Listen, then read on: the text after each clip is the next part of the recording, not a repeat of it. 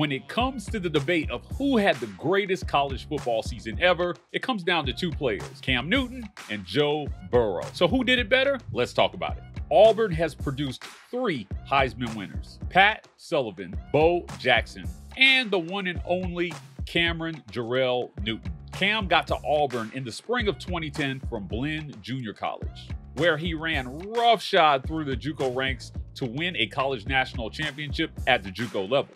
Then he transferred to Auburn and had one of the greatest statistical seasons we've ever seen from a QB. Let's break down Cam's stats. While Cam wasn't exactly known for his passing, he left Auburn with the 3rd most passing yards for a single season in Auburn history at 2,854 yards. What makes this yardage mark so special is that Cam only had 280 attempts on the season, and he poured in 30 passing touchdowns to only 7 interceptions on his way to winning the Heisman that year. Now, I know what you're thinking. Mike G, those stats are great, but not super impressive until you get to his rushing yards. Cam had a ridiculous 264 rushing attempts on the season, which netted an additional 20 TDs and 1,473 yards rushing on the ground. That mark led the SEC in rushing that year. You heard that right. A QB led the SEC in rushing. Wild. Cam averaged 5.6 yards per carry and was virtually a first down machine with the ball in his hands. Now, I'd be remiss if I didn't also mention Cam Newton caught a touchdown pass as well that season. When it was time to present the award for college football's best player, there wasn't much drama around it. Cam Newton was the man. He led Auburn to their 2nd undefeated season since the turn of the century. Auburn built him a statue, and the rest was history. Now on to Joe Burrow. If Cam Newton didn't exist, Joe Burrow would 100% be my favorite QB of all time. Statistically, Burrow was absolutely out of his mind passing the ball. Now, I know what a lot of you will say, but Mike G, look at the receivers he was throwing to. While that's a totally valid observation, we can't ignore that Burrow wasn't exactly bailed out by his receivers that year. He was dropping dimes. Joe Burrow, Jamar Chase, and Justin Jefferson all went on to the NFL, and all of them are doing pretty good. Joey B threw the ball a ridiculous 527 times in his Heisman campaign and racked up 60 touchdowns to boot. 60. Who does that? Not only did Burrow throw the ball a ton, he also completed 76.3% of his pass to the tune of 5,671 yards, averaging 10.8 yards per throw. In 2019, Joe Burrow had only 6 interceptions on the season, and with 60 touchdowns, that is the greatest touchdown to interception ratio we've seen ever from any Heisman. Now, Burrow wasn't the runner Cam was, but he could extend plays when he needed to. He had an additional 5 TDs on the ground to put him at 65 touchdowns total. Ridiculous. When it came time to present the Heisman Trophy that year, there was zero drama around this one as well, as fans had just witnessed a feat unlikely to be repeated by any QB ever. So who had the better season? Newton's fans will tell you he carried Auburn that year as he had 0 draft picks on offense playing with him in 2010, while Burrow had All-American receivers on both sides of the field. In 2019, LSU had a fairly good defense, while Auburn fielded a defense that gave up more points than any national champion ever in the history of college football. So while Joey B had an insane Heisman campaign, we're giving the edge to Cam Newton. There may not be a greater example of a player carrying his team on his back the way Cam did that year. So what do you guys think? Who did it better, Cam or Joe Burrow? Let me know in the comments after the video who you guys think had the better season. And while you're at it, visit goldenscastiron.com for all your dumbbell and kettlebell needs. We love them at Goldens for sponsoring this segment, and you should too.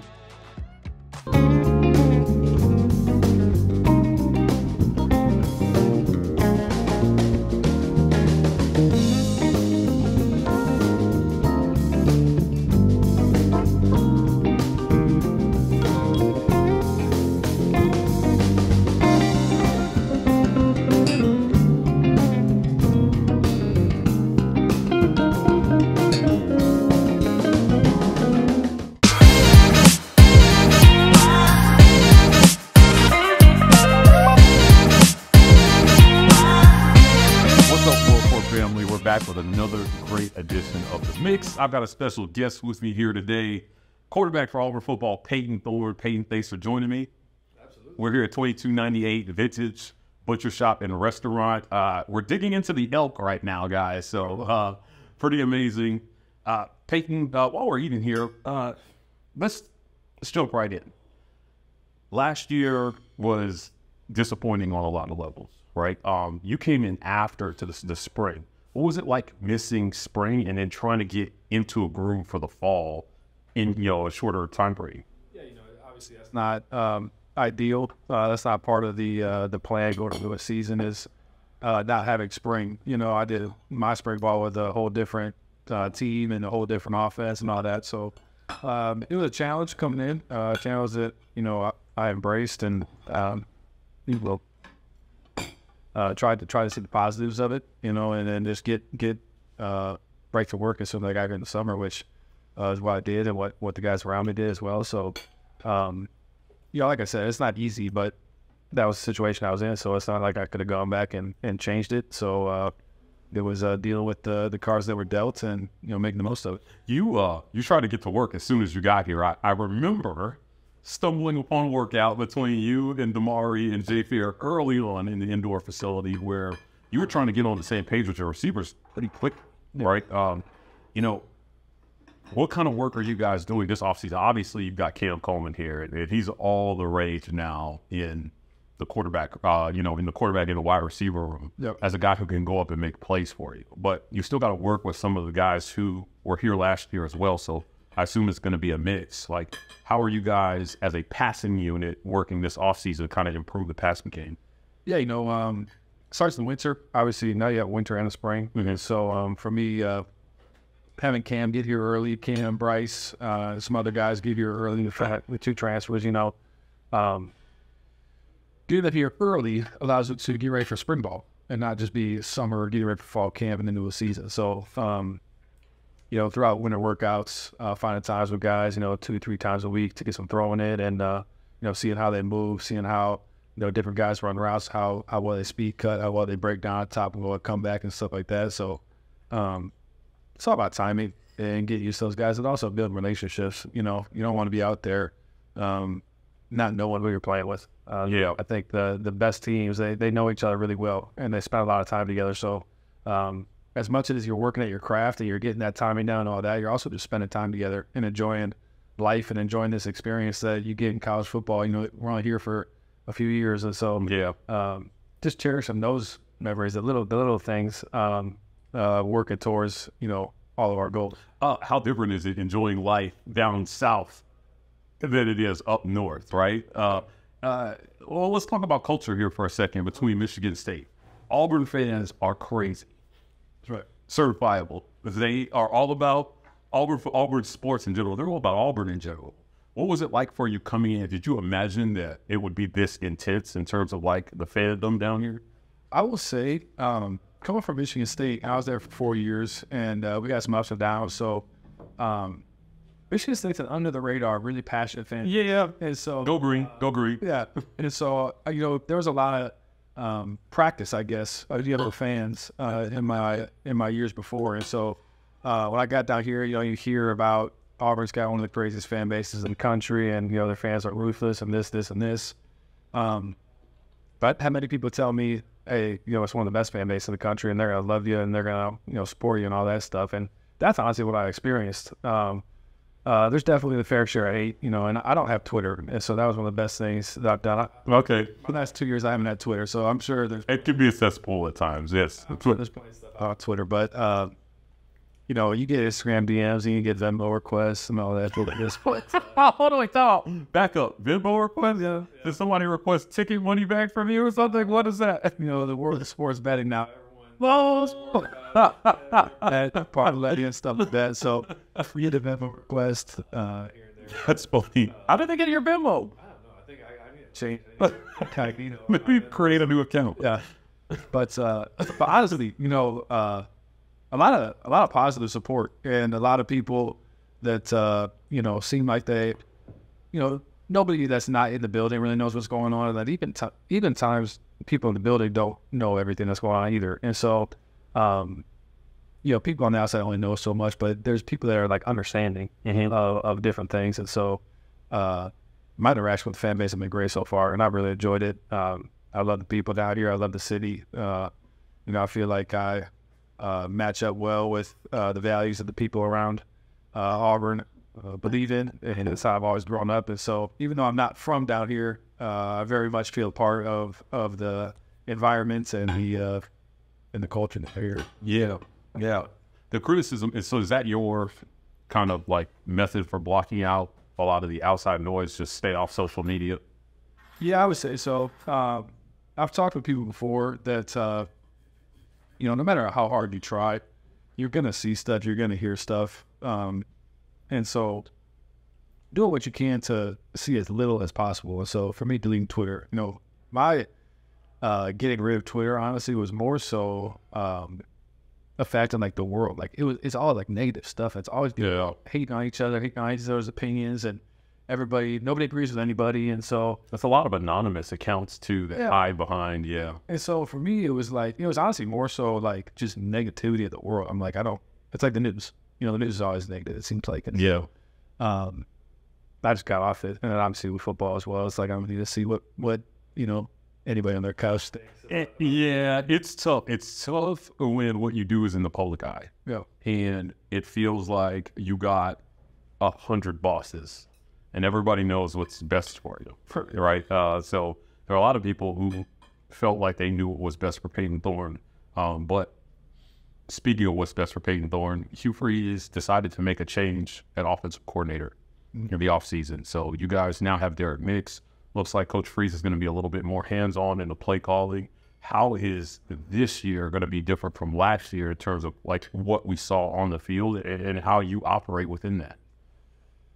Yeah, no, things are so much better already than they were. There's a lot of different pieces and a lot of different things that go into that, but I'm really excited for what we got going right now and the direction we're going. Obviously, we still got a few months before game one and before fall camp, so we're going to keep improving. And I know that we're pedal to the metal right now. We're ready to go in our 7-on-7 the summer. Obviously our winter or our summer conditioning and all that, and then me as well, throwing with the guys. And I know we have good buy-in right now, and so feeling good amongst the players, really good. Yeah. And then when you add in the coaches, like you said, Coach Freeze being a lot more involved this year, putting his stuff in, and then obviously Coach Nick's coming in and putting some of his stuff in too. So kind of blending a couple of offenses, and we're using Coach Freeze's terminology. And is that a huge change? Like, is it easier to process this new terminology? Or really old terminology? Yeah. Really? Yes and no. There's a few things that they told us from the jump. They're like, hey, Coach been doing this he's had this terminology for a while, and so it might be a thing or two that just doesn't make any sense, but it's okay. Just learn it. So, but it's been great. And then being able to talk with Coach Freeze on the field about what he's seeing here, because it's his stuff now, so he knows exactly. He's got obviously years and years of experience of being successful at these plays, and so it's like asking him. And then obviously with Coach Nix too, he's brought a ton of energy, detail, excitement, and just intensity to our practices, and I've really enjoyed getting to play for him and learn what he's about. He's an awesome guy too, just hanging out around the facility. If you're running to Coach Nitz, it's going to be a good little conversation. So I'm really excited about what we got with our offense right now. You talked about kind of like the difference between Michigan State and Auburn, and how you feel like you've had a positive experience with Payton's, and going into this second year, there may be some expectations that in year two of the Hugh Freeze, era, that things will improve. He's put his confidence behind you. What kind of conversations have you had with him this offseason about like what you need as a quarterback to help him get this team to the next level next year? Yeah, we've had good conversations about what we need moving forward and what we're looking for, at different positions, and what he needs from me as a recruiter. Certain things like that. And so, I know Coach Freeze is all about number one.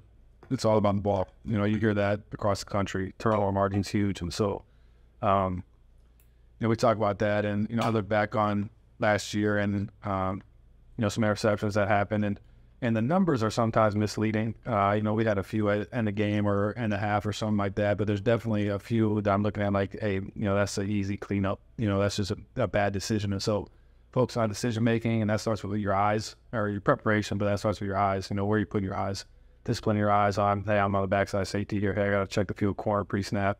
There's a number of things you have to look at. And so be really disciplined in those 10 seconds pre-snap. And sometimes it's 5 seconds, 3 seconds pre-snap. So doing those things, and then also, just working on explosive plays too. Coach Austin has talked a lot about how a sign of a really successful team and a successful offense. People talk about turnover margin, but I think he even said it might have been even more so was explosive plays. Yeah, an offense that has a lot of explosive plays is going to score a lot of points and give themselves a chance to move the ball on the field, obviously.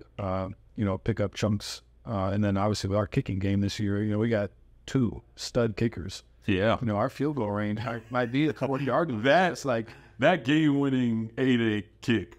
It looked like it would have been good from 70. Oh, I know. Oh, man, it was crazy. I was telling him he had one kick in like our second scrimmage or something. He made it from, I don't know what represent where it might be like 59 or something like that. And I swear it went through like halfway through the goalpost. I told him he should have told coach to move back 10 yards. Both of our kickers, I think, are. Yeah, look, guys, we're gonna get it to the 50 for you, and then you're gonna kick it on first down. So, look, before we started recording, you talked about some of the receivers that you played with before in the past. Yeah. Keon Coleman, obviously, he left Michigan State, but found success down at Florida State. And one of the things that you said I thought was interesting wasn't a 50-50 ball with Keon. It was an 80-20 ball. Yep. He felt like 80% chance I want to catch it. You got Cam Coleman. I swear this is the only Cam Coleman question I'm going to ask you. Right. I'm sure you get asked about Cam a lot. How awesome is it having Cam Coleman as an option out there? He went out and he caught a touchdown pass from you on a play that not a lot of receivers can make, right? An adjustment to a ball that's thrown a little short, but off swims the DB and gets in the end zone and stays on his feet. Like, how awesome has it been with him? It's been great. Like you said, Keon having some fantastic 50-50 catches, and then Jaden Reed before. Yeah, that's right. At Michigan State, he had a number of great 50-50 catches. It just gives you a ton of confidence to see man coverage and see, press man especially, and think, okay, I got an advantage out here with a one-on-one. And so you step back, and sometimes you got to let it go earlier than you want to. If it's RPO and you're getting pressure, or a 5-man protection, you're getting 6 coming, and you just got to let it go, and you feel confident saying, hey, he's going to come down with this thing. Or at worst, it's going to be incomplete. That's what you like as a quarterback. And so have a guy like that's huge. You throw one up, and it might end up being a 4-yard play, and heck, he catches it. Like you said, his touchdown. Not many guys are going to catch that and stay on their feet, and he stood us feet down the end zone. So, it's a big advantage, and I think we're going to have some chances to make some plays down the field this year. Payton, give me some tea here. Is Cam Coleman a day one starter in your mind? Well, I think all that fans. I think that the fans can infer that. Okay, that's a question for coach. Okay, all right, that's fair. That's fair. I expect him to start there. Yeah, that's fair. Right. Let's go into expectations for next season. Now, before we started recording, you told me that you went through the Auburn record books after you committed, and you were looking at one Cam Newton's records. And you're going through, and it's like, hey, all right, he threw for 30 touchdowns. That's lofty. And then you're like, wait, what? He ran for 22. One of the greatest seasons we've seen in college football history, if not the greatest. But I also kind of told you, Auburn's only had 2 3,000-yard passers in the whole history of the program. Yeah. You've done that in your career. How does Payton Thorne get to 3,000 yards next year? Yeah, I think it. If we win the amount of games that I want to win this year, I know my teammates want to win, and obviously coach as well. then it'll probably end up being 3,000 yards or so. But, if I don't hit that and we still win the amount of games, then I could care less. But, the way of getting there is just, executing coach's offense. I think that if I just go out there and execute the plays that are called, and, one of my former coaches would just say, play the play. Just play the play. Don't worry about what down distance it is unless I need to, which obviously that's an important part of quarterbacking. But just play the play, execute the play call, get your eyes where they need to be, like we said earlier, and deliver the ball, and that comes down to technique, and then also preparation is one of the absolute biggest and most important parts of playing quarterback is preparation. So, but I think that that's very much in reach. I think we got the receivers to do that. I think we got the protection up front to do that. Yeah. And obviously, if we look back at Coach Freeze's years, I'm sure he's had, success throwing the ball over 3,000 yards. So, I think that is something that is not at all out of the question, and it's definitely something that should be achieved this year. Tell me something that sucks about football. All right. Like, now we ask every player this. And honestly, a lot of them say stadiums. Apparently you guys run stadiums as a punishment for, like team violations or something like that.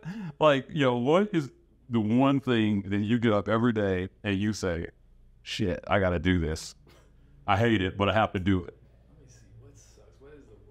They used to run. I don't know. You weren't here for this, but they used to run the stadium. They just call them decks. Yeah, and they used to. Tell me how terrible it was. They used to do it in weighted. Some of them did it in weighted vests. Yeah, I heard the couple guys that did it in weighted vests would finish first. Papo. Yeah, only Papo did it. I seen. He was just a machine. Oh man, like that guy was crazy. I imagine that Eugene Lasante is crazy enough to try that. And Eugene did say that because you said that we do have. Enrichment on Friday mornings. Yeah. Where we go up there with guys that might have missed something, or we have a list of what the infractions are. Yeah. We know about the list. Coach Freeze talks about the list. It's not a good thing to be on a list. No. And Eugene was out there a couple of times, and he's just looking around. He's like, I think I'm gonna do this in the summer. He's like, it's gotta be good for you, right? It's good for acceleration, so. I'm like, all right, Dane. I want to do that. Okay, yeah. I don't think he's done it yet, so. Yeah. It's funny. I forgot, who were we talking to? I forgot who I was interviewing. They were telling me about Eugene, how Eugene always has his shirt off. Oh. Like during bowling, he's got, like you guys are bowling, he's got his shirt off. Not surprised. Yeah, so that energy has got to be great to play with, though, and practice and be around, How's team chemistry and camaraderie doing this offseason from your standpoint? I think it's pretty good. I think we made some good strides in the offseason of incorporating the new guys. First off, the incoming freshman class has been great. They've been a lot of just really good guys. A lot of hype around this class. Yeah. A lot of hype. I think they've dealt with that well. Obviously, we haven't played a game yet, so things will change as we get the season. But they've been really good, really receptive of what we're preaching and, what we're wanting our coach to be about. And so credit to them for the way that they've come in and worked. And then also the transfer guys. I don't think we had any trouble with transfer guys. When you get guys like Rapport, you don't always know what you're going to get. And so far, I think we got a really good group of guys. And, some guys that you might have had trouble with last year or, you might have got frustrated with or, whatever it may be, some of those guys had left on their own. Some of those guys, might have found different homes and might have tested the portal, stuff like that. So I think that we got a really good group right now, and the camaraderie is building. And, I know in the summer we're going to do a lot of team building activities where we're just hanging out. Yeah. A lot of times a team building activity is just hanging out at your teammate's house. Yeah, for sure. And being not and we should do it going over, so stuff like that is great. What do you do in your downtime, man? What does Payton and Thorne do to relax? I don't play video games. Oh, really? When that's okay. I have to play that. There's a couple guys on your team that think that they're the best Madden players in the world. Oh yeah, I've heard that Quinn Moore is pretty legit. Yeah, that's what I was talking about. Yeah. Sam, I was just at home a little bit ago. I was talking on the phone with Jade Reed, and they got a little Madden game going, and unfortunately, sorry Bird, but Sam smacked him around a little bit and won the bet. So Sam's, I think, decent too. going back to goals for this season, 61-39 run pass ratio last year. So you guys ran it. You had over 130 carries last season.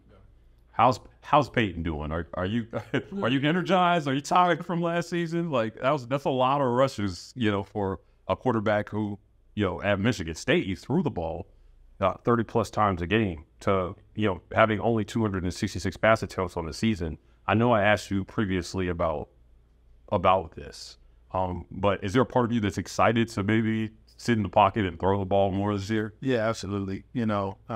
I can't wait to operate Coach Freeze's offense and just, starting with the RPO stuff. You get more throws and just, run plays. Yeah. Run play, and also we're slinging it out there. So throws like that, and then also the drop back game, the play action game. I'm excited to get to work with Coach Freeze and Coach Nix and Coach Austin and diving into the different play action shots. We didn't put it all in the spring. Yeah, we were just trying to get good at what Coach Freeze wanted to get good at in the spring, and then we built off that throughout the summer and then into fall camp. And so yes, I'm definitely excited to throw the ball some more. I would expect this year, and then I'll run when I need to. I have no problem running. I enjoy running, but I doubt that I'll be running quite as much as I did last year. In closing, Payton, how much do you love Auburn now that you've been here a year? Right, I'm an alum, so I went here, and I understand like the ups and downs of being at Auburn. While I was in school, Auburn had an undefeated season. Yeah, but before that, they had a really disappointing season. And if you read the history of Auburn, they tried to oust the coach after that season. They failed, and then he went undefeated the next season. It's a little longer before he was out of here. But characterize for me again, like what your experience here has been. Like I said, you've had a positive experience with the fans, but maybe there's some pressure going into this year, right? And what's your experience? What do you want your experience to be going into your last year playing college football? Yeah, some things you want to accomplish. Anything you want to do here? Anything you've looked at? I just want to win a lot of games. I've been fortunate enough to experience a season with a lot of wins and a lot of success and a lot of excitement. It was a really fun year, and I tell the guys, don't worry about all the stuff. I was just talking with Sam today, and he brought it up, and he was saying that, guys get so caught up in having fun in college and, doing whatever it may be. Nothing too crazy, but, nothing's more fun than winning. Nothing. Yeah, so I like that. When you're winning, campus is jumping. When you're winning, everyone wants to say hi to you. Yeah. All that stuff. And some guys might see that as a negative, but, winning is a lot of fun. And so that's my main goal going into my last year of college football, and obviously here at Auburn. And then honestly, after the Alabama game last year, after the Iron Bowl, 4th and 31, I was talking to my dad about how, it was interesting being a part of the game. Obviously you're not part of the rivalry until you play in the game. And so thanks. Walking off that field and the disappointment I felt walking 110 yards into our locker room, and then just being a part of that whole weekend, and then interacting with the fans after the game and seeing things that people may have sent me after that game. It just gave me a love for Auburn and like a sense of pride, but also wanting to win for our fans. I felt connected to our fans. And so these people, I know how much it means to them. And obviously it means the world to me to win. And so, honestly, a large part of me wants to win for these people. Yeah. And, give them something to be proud of and give them something to, get excited about. Yeah. And like I say, I can't wait to see what this place is going to look like, when we're winning games. I know it's going to be exciting, and, the people have been waiting, I feel like. And so that's what I've been told. And, that's at the front of my mind is just, how can we win as many games as possible? And then everything else will fall into place after that. Winning is a lot of fun. I like that. I'm going to quote you on that one. I know you're not on Twitter, but as I'm going out on Twitter, but yeah. Look, Payton, I want to thank you for joining me. You were enjoying some elk and some chop here. If you're at 2298 Vintage Butcher Shop and Restaurant, I want to thank Chef Randall Baldwin for hosting us today. Myself, Payton Thorne. We'll be back at you guys with even more content here on The Mix next week. Thanks for joining us, and as always, War Eagles. War Eagles.